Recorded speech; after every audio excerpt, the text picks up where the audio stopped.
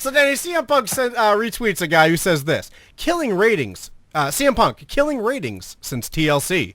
Worst ratings from the champ since Shawn Michaels. And Danny, I like that he responded to this, because what a great point he makes. He just says, that Michaels guy sure did suck. And then his next tweet was, you a wrestling fan or a ratings fan? I'll take crossover seg telling a good story over covering a non-wrestler with condiments any day, which is Michael Cole. Danny, that's my transition. Somehow Too Close to the Amp guy butted in, but we got back to it.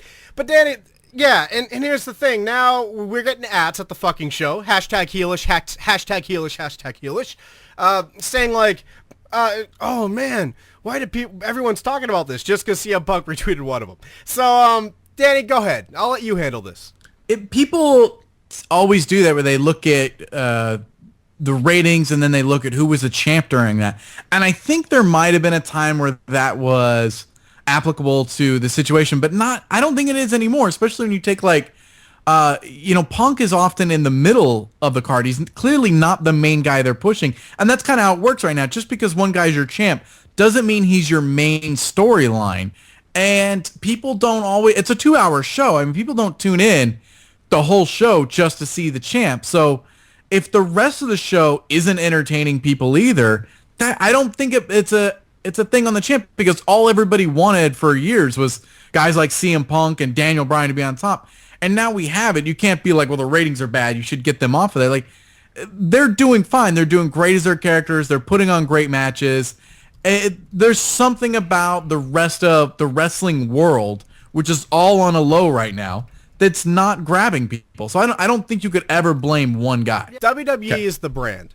I know it's easy, and also that tweet that somebody sent to CM Punk about the lowest ratings ever, the guy's an idiot. Because like the Shawn Michaels reference, yeah, that guy sucked, right? The number one on the top 50 ever list or whatever DVD they put out, the guy that's widely considered the greatest of all time, yeah, who cares? The ratings were awful for him.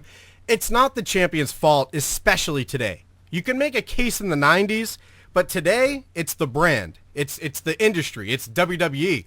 And even more so, like you said, when the champ isn't even headlining the events, how could you, and when there's two champions, which completely confuses and divides the public anyway as to what a champion is, it's not that guy. And also, CM Punk, I know the most jaded person in me, or in the locker room, excuse me, that didn't make any sense. The most jaded person to put a dildo in me would still think that he's, I know some people are like, I'm bored with Punk now. But you know still that he's like the best right now, is whether it's in the ring or on the mic. You'll cringe every now and then because he's playing the face guy.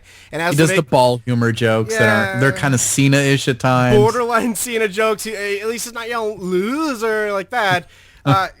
Sure, it happens sometimes, but he's still by far not even, okay, Daniel Bryan, but he's still the best. So stop pretending. You can be a little bored with him, but it's not his fault that the ratings are whatever they are. And stop acting like you know the business side of the industry, you fucking asshole. And just, you know what? You have 10 Twitter followers. Create another account and start following yourself, you fucking prick. How about you get the Twitter business in line before you start worrying about the wrestling business? People look at it like, Shawn Michaels was champion during a bad time in ratings, and it's like, and then they want to be like, so it was his fault. Maybe Shawn Michaels was the reason, like, that company kept going. Yeah.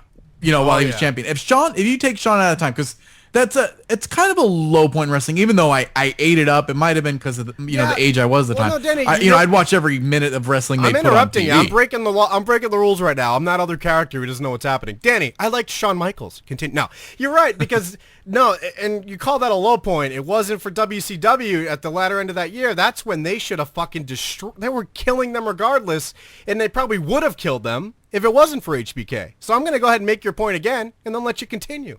If you take Shawn Michaels out of that, yeah, where would the company be? Who was the guy? Like, would more Bret Hart at that time have been your savior? Would the ratings have gone up because they weren't before that? So I mean, and who would Bret Hart be fighting? Because we had no Stone Cold at that point. So I mean, it's one of those things. Like, don't look at like the champ is the guy that's ruining the company. Maybe the champ, and I think in this case with Punk, is a guy that's kind of might be holding things together. Like, if you're going to give them all the blame, then you need to give them a lot of the credit.